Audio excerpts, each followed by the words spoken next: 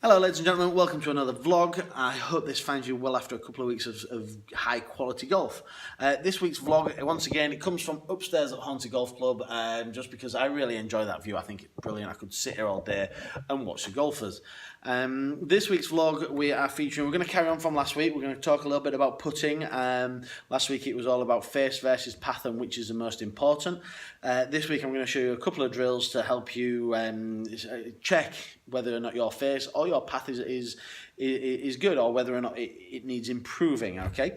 We're also going to talk about the USPGA, which has just finished, and I'm also going to then try and wet your whistle a little bit to let you know a little bit about my Portugal trip for 2019. Okay, I've started thinking about that already, and I'm hoping just to entice you a little bit and just place a little seed in your mind, so to speak. Okay.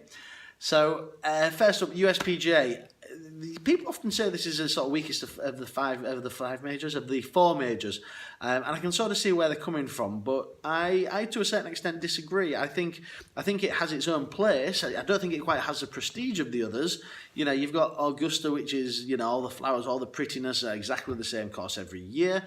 US Open is just a brute, you know, really, really hard. Regardless of where they put it, they're going to make it a really, really hard setup. And then you get the Open, which has got all the history and also the weather conditions that can often come with that. So, yeah, the USPGA, it is still a major. It does stand alone. It does have its own merits. But I can sort of see why it doesn't quite fall into the category with the other ones. In saying that, it's still a major. There's lots of ranking points, lots of money up for grabs, and to be honest, everybody still wants to win it. You just have to look at the leaderboard to see that, you know, it's still held in high regard by all the professionals.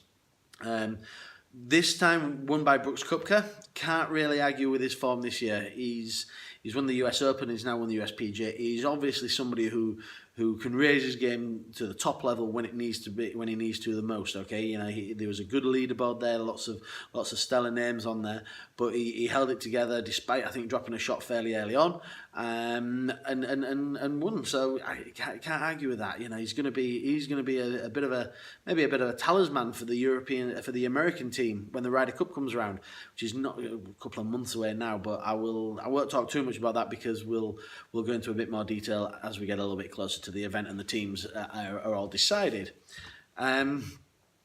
What I thought that his victory was made that little bit more special just because there was a certain Tiger Woods hovering and challenging, and he's getting closer to where he wants to be as Tiger Woods. His form is definitely improving. I think, don't get me wrong, he missed all the fairways on the front nine, but still shot 3 under par.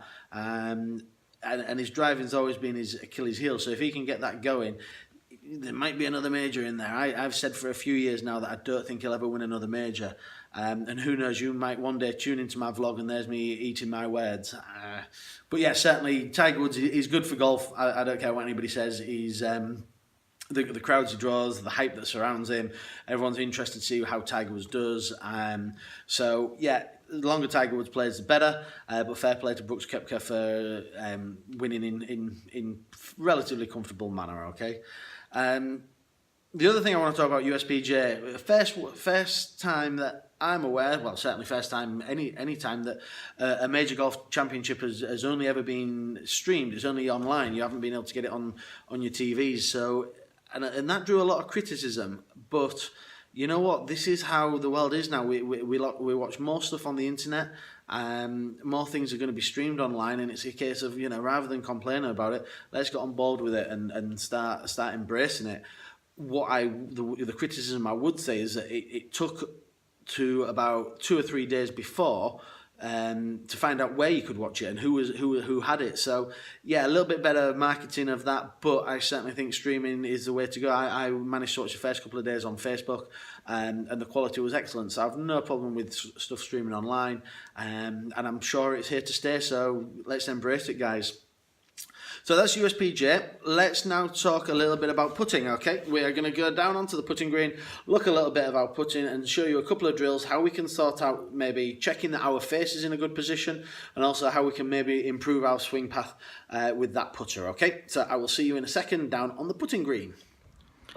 Okay guys, so here I am on the putting green at Hornsey Golf Club and I'm ready. I've got a little putt set up here, as you can see. Very short one, but what I've got is I've got a line on the ball, okay? I know I've spoke to a lot of people about having lines on golf balls just to help you get that face in the correct position, also help you line up, okay? This is the sort of golf ball that I would use when I'm playing, alright, and that helps me on the course, but for this purposes, what I've got is I've got a special ball, as you can see, okay, it's got a bit half and half.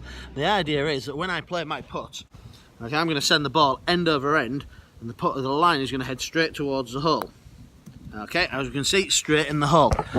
Not a bad putt for me that was, to be honest, guys. Okay, so that's one little drill that you can help. Okay, is getting that line on the ball.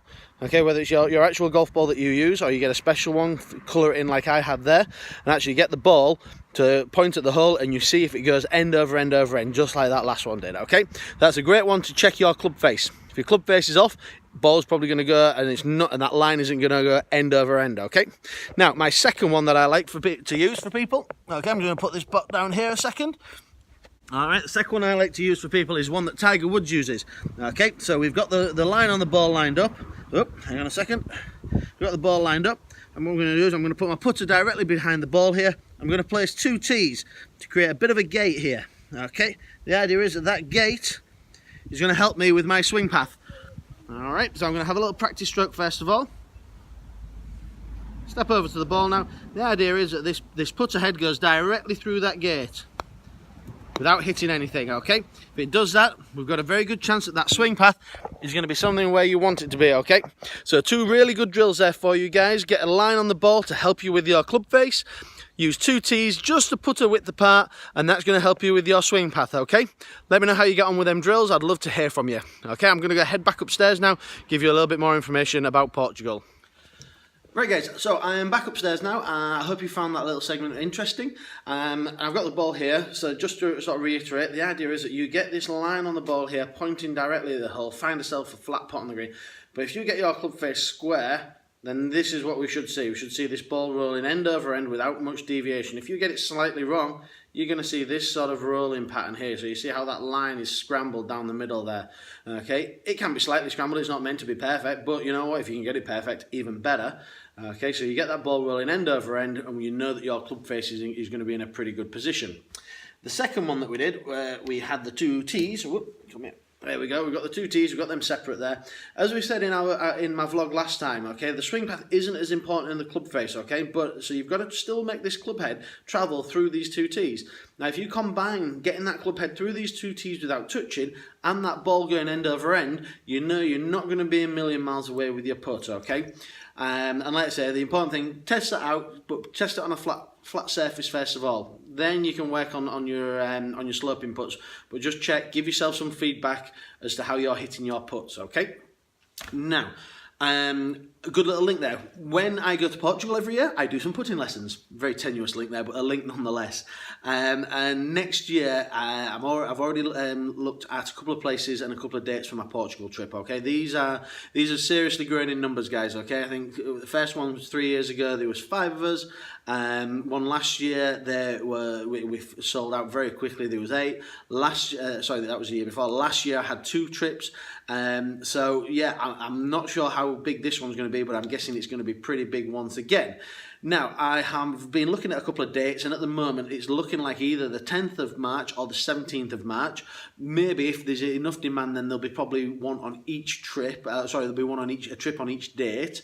And at the moment, I've got 4 places that I'm considering. Okay, I really enjoyed Amendoeira the first year. Okay, so that's one possibility.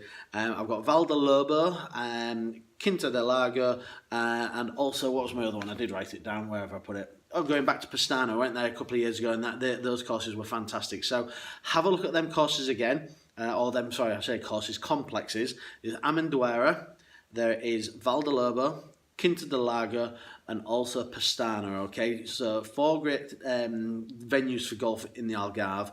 Have a look, tell me what you think. If you want, I'd love some feedback on them. That might help me sway my decision. But yeah, at the moment, we're looking at some sunny weather. Hopefully, I'll try and get that booked if I can. Some sunny weather in March. 10th of March or 17th of March are the provisional dates to them 4 courses, okay? So if you want any more information or if you want to just have a chat with me about it, you know where to find me. You can either email me, tweet me, Facebook me, come and see me in the shop here at Haunted Golf Club, guys, okay? So that's pretty much me done for this vlog. I hope this lovely weather carries on and you get playing some great golf, okay, guys? Enjoy the rest of your golfing week, and I will see you in a couple of weeks' time. Thanks for watching. Bye-bye.